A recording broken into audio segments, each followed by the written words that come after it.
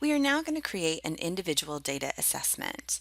If you've watched the other videos or been in some of our other trainings, you've probably seen the collective data assessment, where you look at your class as a whole and say how many students met the SLO, how many exceeded it, and how many did not meet.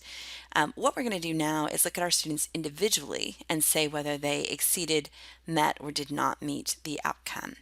So we're going to start how we normally do, and that's going to be to either go to Firefox or Chrome. Those are the browsers that eLumen works best in. I am in Chrome right now, and then I'm going to go to the Bakersfield College website to get to eLumen. I feel like this is the quickest way. There are other ways. You can type in the eLumen web address itself, or you can go to the assessment committee website.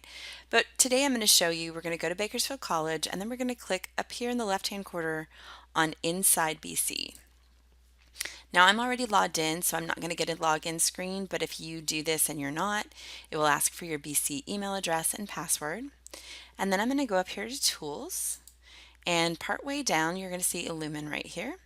And I'm just going to click on that. And again, because I'm already logged in, it's going to log me in automatically. Now once I'm logged in, I'm going to see a screen that looks similar to this. Yours, if your only role is faculty, is going to look a little different. I'm going to show you that in just a moment. But just make sure up here first your name is here. And then we're going to do the checks that we always do when we log into eLumen.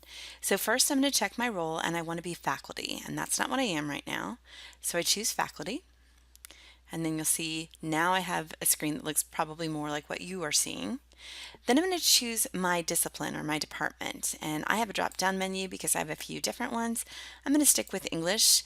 If you only teach in one discipline or department, you will only see that one department. And then I'm going to come over here where it says courses, and this is the screen I'm on, but I want to look at this term and make sure that's the term that I am entering data for or creating an assessment for.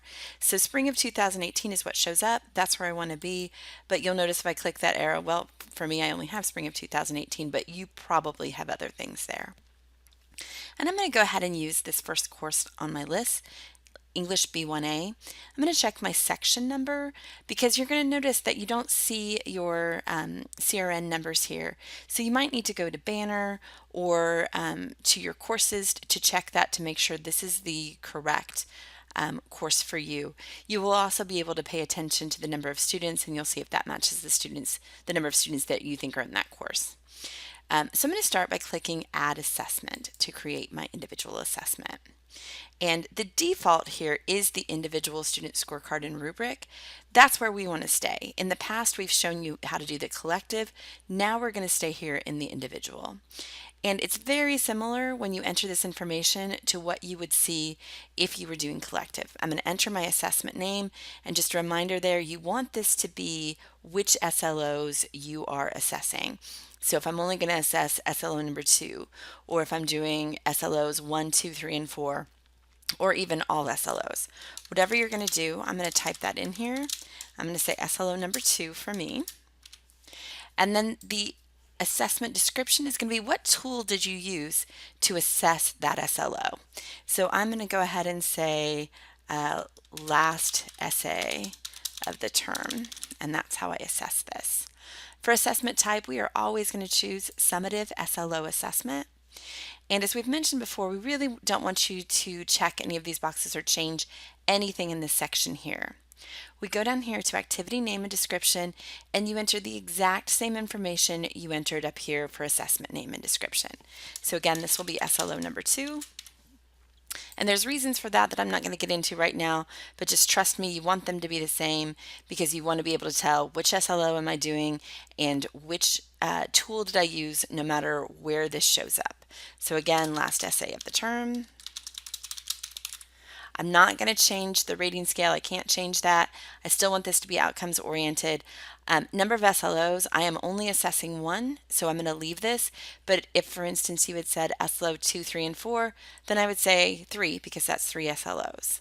And then I'm going to click Generate Rubric Template. This is going to show up, and you're going to see this little red X, and it says Link to SLO. Right here, I click on that, and this is going to show me all SLOs. Now, a note of caution here, these do not necessarily come up in the order that you are used to, so you want to check this against the COR or anywhere else that you have the SLOs in a list by number. I believe that this second one is actually the second one, but I would check that if this was going to be a real assessment for me.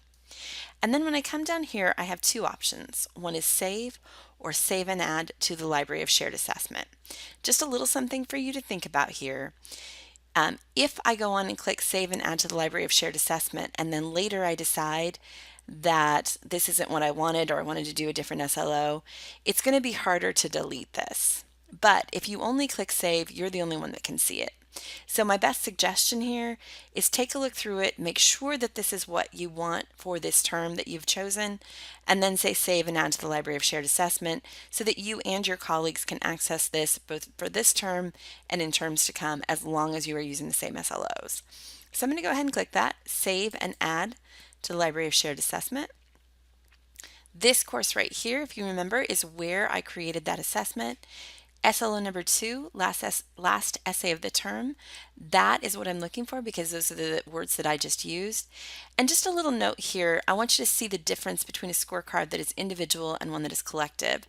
It's hard to describe what this looks like. It's kind of like, it looks like maybe a piece of paper, which is different than this one, which is the collective one, which has the little people and then this check mark down at the bottom. So this is the one that's individual. We know that's right because we just created an individual assessment. And that is all you need to do to create your individual assessments.